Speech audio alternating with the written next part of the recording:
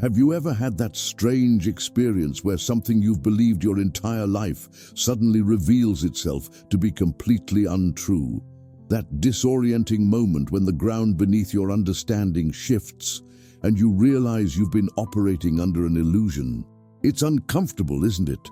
We humans crave certainty. We want solid ground beneath our feet. We want to know what's real, what's true, what we can count on. And we've been taught that understanding reality is about accumulating more knowledge, gathering more facts, building more comprehensive models of how things work. But what if I told you that the greatest barrier to understanding reality isn't what you don't know, but what you think you already know? What if the path to seeing clearly isn't about adding more information, but about removing the fundamental misconceptions that distort everything you perceive?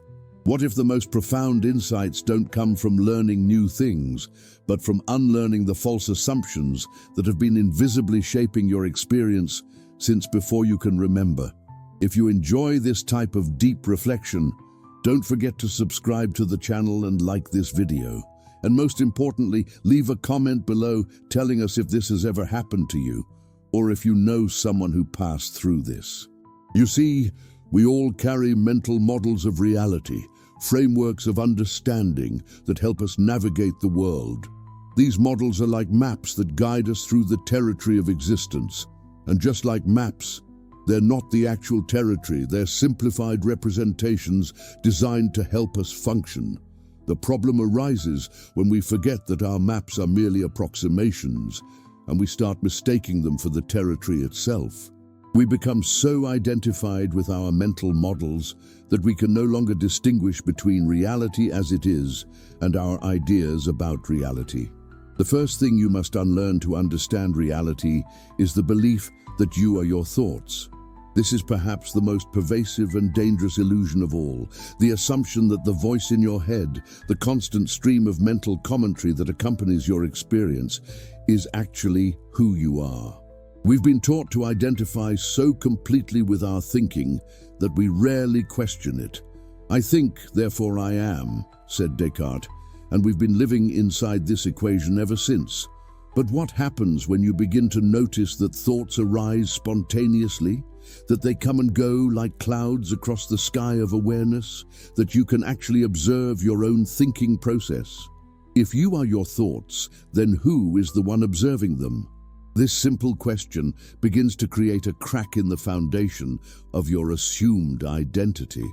It opens the possibility that you are not the content of your consciousness, but the context, not what you're aware of, but the awareness itself.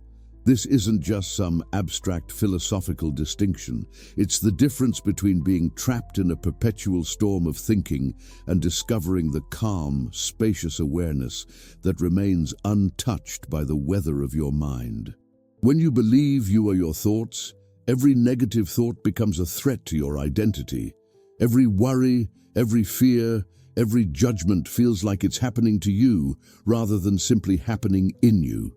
You have no distance, no perspective, no freedom from the tyranny of your own mental activity. I remember speaking with a woman, let's call her Maya, who had spent decades struggling with anxiety.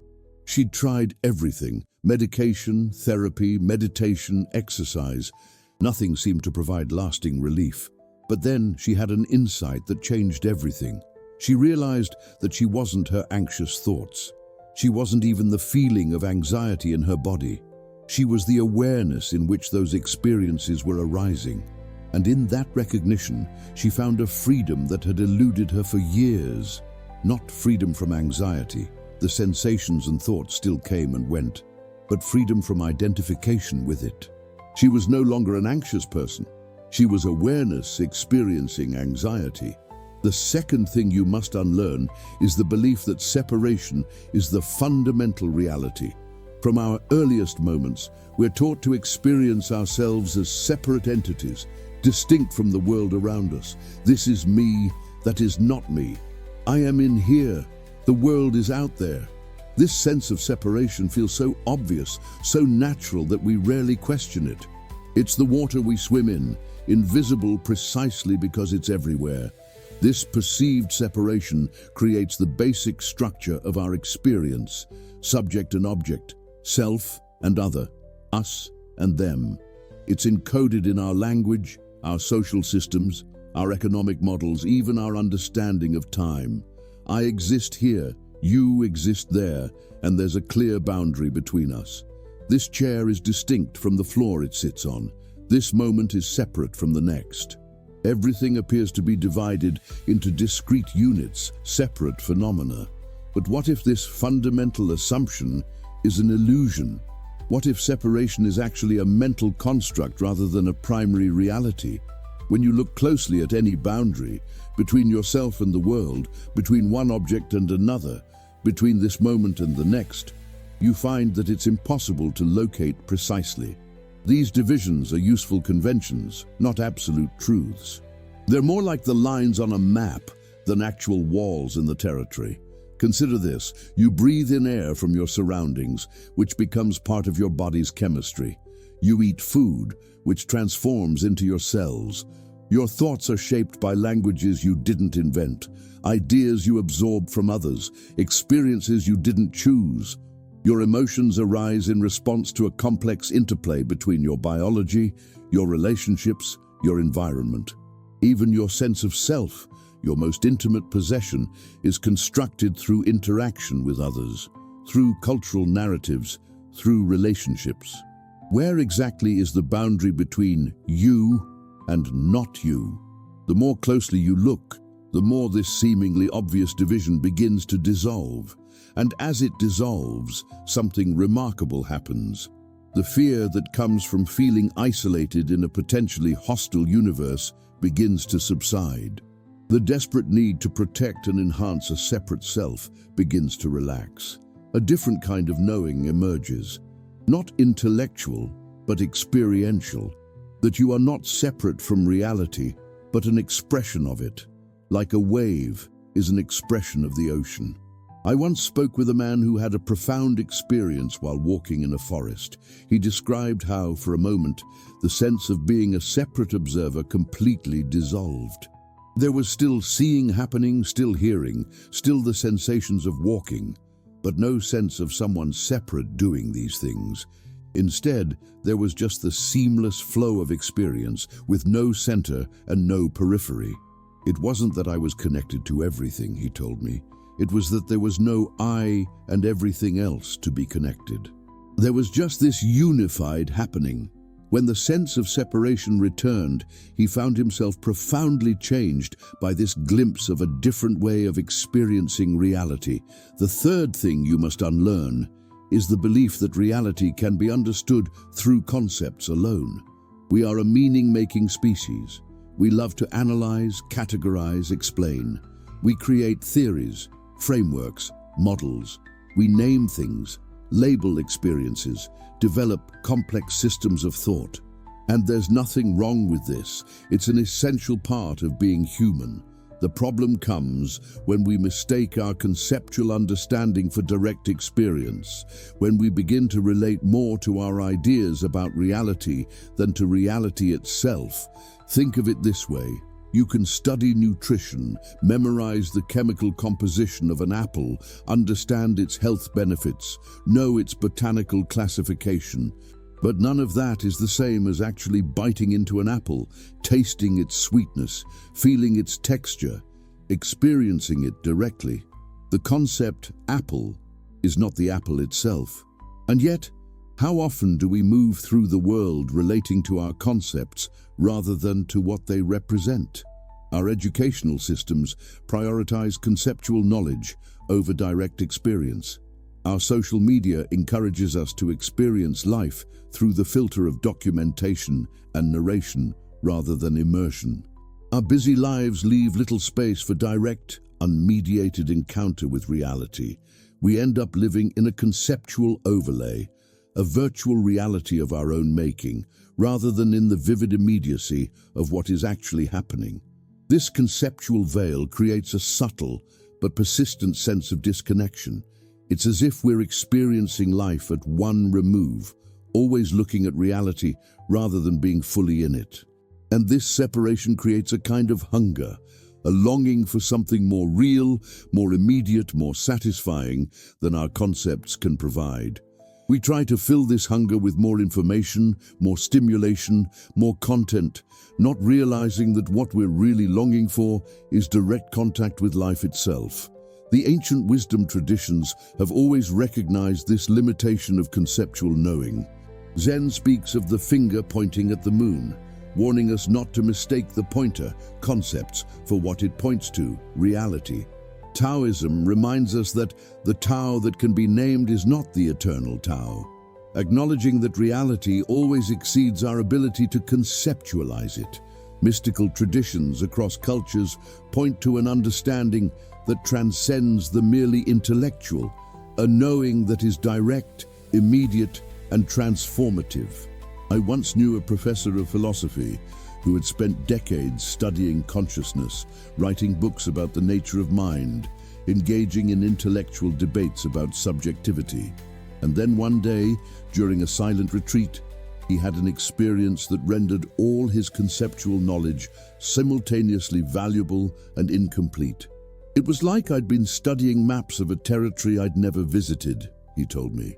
The maps were accurate as far as they went, but they couldn't convey the actual experience of being there. No amount of map study could substitute for the direct experience. Unlearning these three fundamental misconceptions, that you are your thoughts, that separation is fundamental, that reality can be fully understood through concepts, doesn't happen through more thinking. You can't think your way out of the limitations of thought. You can't use concepts to get beyond concepts. You can't reinforce the sense of separation to discover what lies beyond it. This unlearning requires a different approach altogether. It begins with sincere questioning, not to find better answers within the same framework, but to create openings in your current understanding. What am I if not my thoughts? What is my actual experience of separation when I look closely? What remains when I set aside my concepts and encounter reality directly? These questions aren't meant to be answered intellectually, but to be lived into, to be explored experientially. This exploration is supported by practices that bring you into direct contact with your experience. Meditation, for instance, allows you to observe the coming and going of thoughts without identifying with them. Mindful awareness lets you notice the actual experience of the present moment before the conceptual mind labels and categorizes it. Deep listening to others, to nature, to your own body, bypasses conceptual filters and opens you to direct perception. And perhaps most importantly, this unlearning involves becoming comfortable with not knowing. Our addiction to certainty, to having everything figured out, keeps us trapped in old paradigms. When we can relax into the spaciousness of uncertainty, when we can approach reality with genuine humility and curiosity rather than with preconceptions, something new has the chance to reveal itself. Not a new belief to replace the old ones, but a different kind of knowing altogether, one that arises from direct contact with what is. This isn't about abandoning thought or rejecting conceptual understanding. Thoughts are valuable tools. Concepts help us communicate, solve problems, navigate complexity, but they are tools, not truths. Maps, not territories.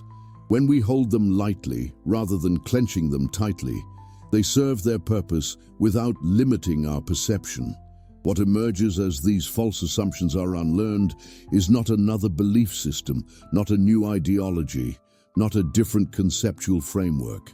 It's a shift in how you relate to experience itself. You start to notice the space between your thoughts, the awareness in which all experiences arise and dissolve. You begin to sense the interconnected nature of all phenomena, the artificial nature of the boundaries we impose on reality. You discover a way of knowing that's direct, immediate, and non-conceptual, not replacing but complementing your conceptual understanding. This shift doesn't happen all at once. It's not about having a single breakthrough experience. Though such glimpses can be catalysts, it's a process of gradually disentangling yourself from beliefs so fundamental that you didn't even know you held them. It's about creating space in your experience for something else to emerge, something that can't be captured in words or formulated into concepts, because it's the very ground in which words and concepts appear. And here's the beautiful paradox. As you unlearn these fundamental misconceptions, you don't end up with less understanding, but with more. Not the kind of understanding that can be packaged into theories or arguments, but the kind that transforms how you experience every moment. You don't lose your ability to think clearly. In fact, thought becomes sharper, more precise, more effective when it's recognized as a tool rather than confused with reality itself.